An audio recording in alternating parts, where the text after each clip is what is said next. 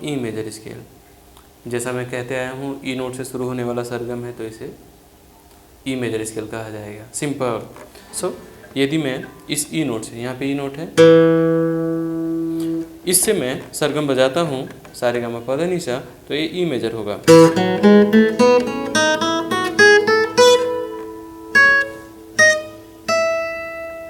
ठीक है।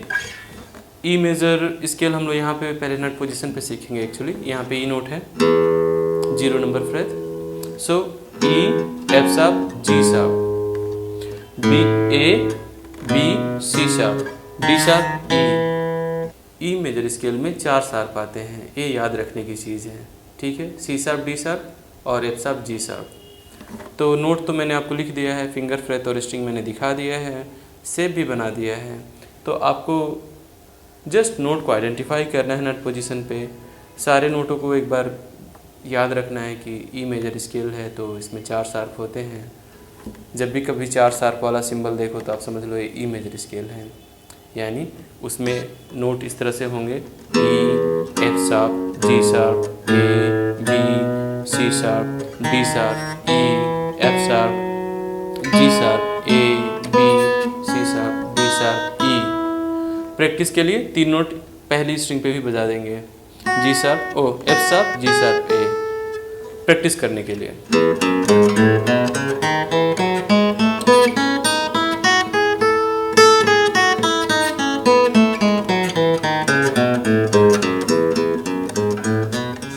ठीक है। तो फिंगर फ्रेट और स्ट्रिंग दिखा दिया गया है, ग्राफिक्स बना के मैंने सब कुछ दिखा दिया। नोट को आइडेंटिफाई कर, जैसा आप स्केल बजाते आए हो और जानते हो कि पहले नोट आइडेंटिफाई करना पड़ता है, फिर उसके बाद 2 ऑक्टेव में दोनों को बजाकर चीज़ों को परखना पड़ता है, साउंड देखना पड़ता है, वोकल अपना कोड मैच करना होता है। E, F sharp, G, try to match your vocal cord with this sound. Okay, ठीक है। तो यहाँ पे एक आपको बजाना है ई मेजर, फिर दूसरा आपको इस नोट से बजाना है एग्जैक्टली जैसा आपने डी मेजर स्केल बजाया था।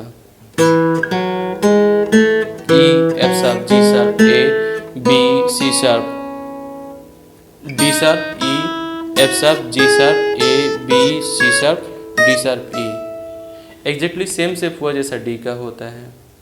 मैं ये कहना चाहता हूँ कि जो स्केल बजाने का जो शेप है, जो हमें फ्रेम मिलता है, वो फ्रेम शिफ्ट होता है।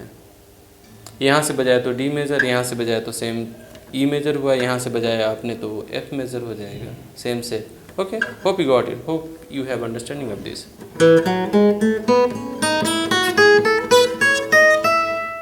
दूसरा नंबर जो टॉपिक है 9 नंबर लेसन का, circle of fifth. Circle of fifth का मतलब ये होता है कि ग्राफिक्स बना के रिप्रेजेंट करते हैं हम लोग, या फिर याद रखते हैं नोट और उसका माइनर स्केल, कितने शार्प आने चाहिए, कितने नेचुरल होते हैं। तो एक क्विक रिकॉल के लिए जो ग्राफिक्स बनाते हैं उसको सर्किल ऑफ फिफ्थ बोलते हैं। ये देख, यहाँ पे इंपॉर्टेंट देना है, सर्किल ऑफ फिफ्थ इसलिए कहा जाता है कि आप देखोगे सबसे पहले हम लोगों ने सी सीखा था, सी मेजर। सी के बाद सीधे हम लोगों ने जी मेजर सीखा था, जो उससे 5 नोट आगे हैं, सी, डी, ई, एफ, जी। सी को हम लोग पहला ही नोट काउंट करेंगे। ओके, वो 5वें पोजीशन पे है जी। तो जब हमने 5वें पोजीशन पे जी सीखा था तो उसमें एक शार्प आया था। ठीक है। फिर जी से 5वें पोजीशन पे हमने डी मेजर सीखा था। आपने देखा पहले सी मेजर हमने सीखा, फिर जी मेजर सीखा, फिर डी मेजर सीखा, तो उसमें 2 शार्प आया था। तो नोटों का 5-5 की काउंटिंग का रिलेशन होता है, इसलिए इसको सर्किल ऑफ फिफ्थ बोलते हैं।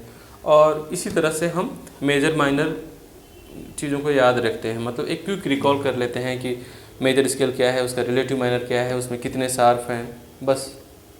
तो 12 टोटल नोट हुए, तो 12 नोटों को यहाँ पे दिखाया गया है सर्किल ऑफ फिफ्थ में, और उनके रिलेटिव माइनर्स को कनेक्ट करके कि भाई ऐसा हो सकता है। ये थ्योरेटिकल चीज़ है, जस्ट आपके नॉलेज के लिए मैंने उसको बनाया है वहाँ।